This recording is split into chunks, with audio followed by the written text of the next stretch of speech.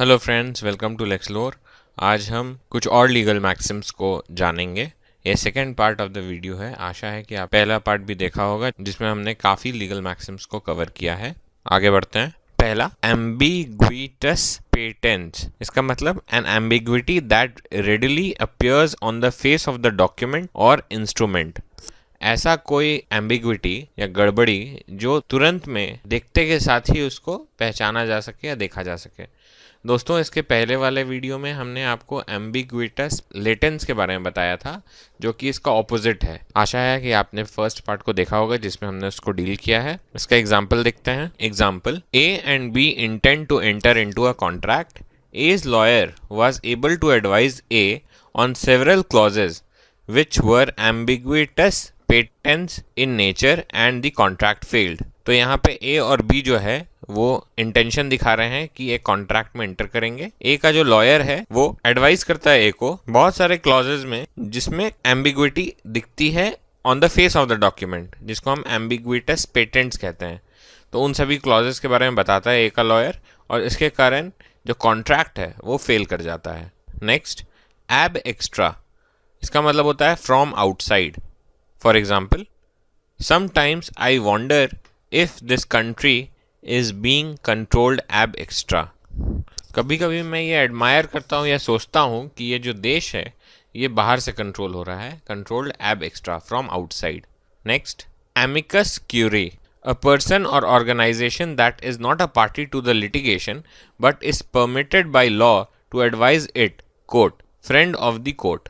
Amicus curiae दोस्तों बहुत ही common legal maxim है जो बहुत ज़्यादा यूज़ होता है, क्योंकि कोर्ट जो है बहुत दफ़ा किसी थर्ड पार्टी को जो केस में इन्वॉल्व भी नहीं है उसको एज एमिकस क्वेरी अपॉइंट करती है। तो एमिकस क्वेरी सिंपल मतलब होता है friend of the court. Example देखते हैं। Mr. A, being an environmental scientist, was appointed as amicus curiae by the Honorable Court in an environmental law related matter।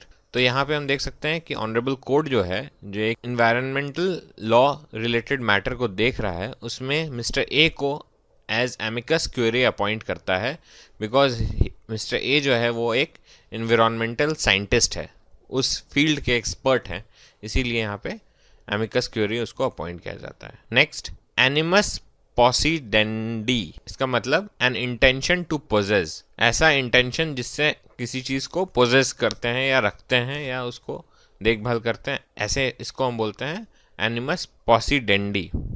For example, a possessor has animus possidendi which is different from ownership in the land. तो ए जो है वो possessor है और उसके पास intention है poses करने का, जो कि डिफरेंट होता है ओनरशिप से। दोस्तों, हम जानते हैं कि ओनरशिप और पोजेशन जो है दो अलग अलग चीज़ें हैं। ज़रूरी नहीं है कि जिसका पोजेशन है उसी का ओनरशिप हो। हम जानते हैं कि जैसे फॉर एग्जांपल, जैसे रेंटल अग्रीमेंट में जो लैंड ओनर होता है वो कोई दूसरा होता है, जबकि जो पोजेसर होता है, जो रेंटर होता है, जो टीनेंट होता है, वो डिफरेंट होता है। तो वो एक क्लासिक एग्जांपल है कि पोजेशन और ओनरशिप दो अलग अलग चीज़ें हैं। तो पोजेसर के पास क्या होता है? Intention to possess. इसी को हम बोलते हैं animus possidendi. Next, audi alteram partem. इसका मतलब होता है let the other side be heard as well. दूसरे पार्टी को भी सुनना चाहिए। इसका प्रिंसिपल का नाम है audi alteram partem. For example, government has suspended his employee Mr. X without giving notice to him. Mr. X approached the court of law with a plea that the government has not followed the principle of Audi Ultram Partem। तो यहाँ हम देख सकते हैं जो government है वो अपने एक एम्प्लॉय को मिस्टर एक्स को सस्पेंड करती है without giving notice to him, बिना उसको कोई नोटिस दिए हुए।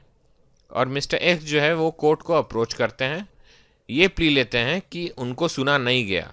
तो ऑडी अल्ट्रम पार्टम का जो प्रिंसिपल है उसको फॉलो नहीं किया गया। ये दोस्तों ऑडी अल्ट्रम पार्टम जो है ये नेचुरल जस्टिस का भी प्रिंसिपल है, जो ये कहता है कि किसी के भी अगेंस्ट एक्शन लेने के पहले उसको सुनना चाहिए, उसका पक्ष को सुनना चाहिए, उसके पॉइंट्स को भी सुनना चाहिए, रीज़न को सुनना चाहिए, तभी कुछ जजमेंट पे आना चाहिए। Next, actus reus. इसका मतलब a guilty act, an act which is illegal. ऐसा कोई एक्ट जो कि गलत है लीगली वैलिड नहीं है उसको हम एक्टस रियस कहते हैं। For example, X committed theft by taking Y's book without his knowledge, here theft is an actus reus. तो यहाँ पे हम देख सकते हैं दोस्तों कि एक्स जो है वो कमिट कर रहा है थेफ्ट वाई का जो बुक है उसको लेते हुए विदाउट हिज नॉलेज, बिना वाई के नॉलेज के जब वो बुक लेता है तो वो थेफ्ट कमिट करता है एक्स। इसीलिए जो थेफ्ट है यहाँ पे इज एन एक्टस रियस, जो चोरी का कृत्य है वही एक्टस रियस है। Next, mens rea, the intention to commit a crime and also the knowledge that an act is wrong. जो इंटेंशन है क्राइम करने का, अपराध करने का, और नॉलेज कि हाँ वो एक्ट जो कृत्य है वो अपराध होगा, ये गलत है, उसको हम मेंस रिया कहेंगे। दोस्तों हमने देखा कि एक्टस रियस में जो एक्ट होता है उसको हम एक्टस रियस बोलते हैं, जबकि मेंस रिया में वो इंटेंशन ही है, इंटेंशन को ही हम मेंस रिया बोलेंगे। एग्जाम्पल से समझते हैं। X do not like Y and intend to take Y's book without his knowledge. X talks about his plan of taking Y's book with Z. X act establishes the mens rea of committing theft. तो यहाँ पे दोस्तों हम देख सकते हैं कि x जो है वो वाई को लाइक नहीं करता है एंड वो इंटेंड करता है कि वाई का बुक ले लेगा विदाउट वाइज नॉलेज, और इस बारे में वो प्लान जो है अपना बताता है जेड को। एक्स का जो एक्ट है कि भाई वो इंटेंड कर रहा है, सिर्फ वो सोच रहा है कि वो वाई का बुक ले लेगा बिना वाई के नॉलेज का, तो ये जो सोच है और ये सोच के बारे में वो जेड को भी बताता है, तो ये जो सोच है यही मेंस रिया है for committing theft. Next, ad hoc, इसका मतलब होता है for a particular purpose. Example से समझते हैं।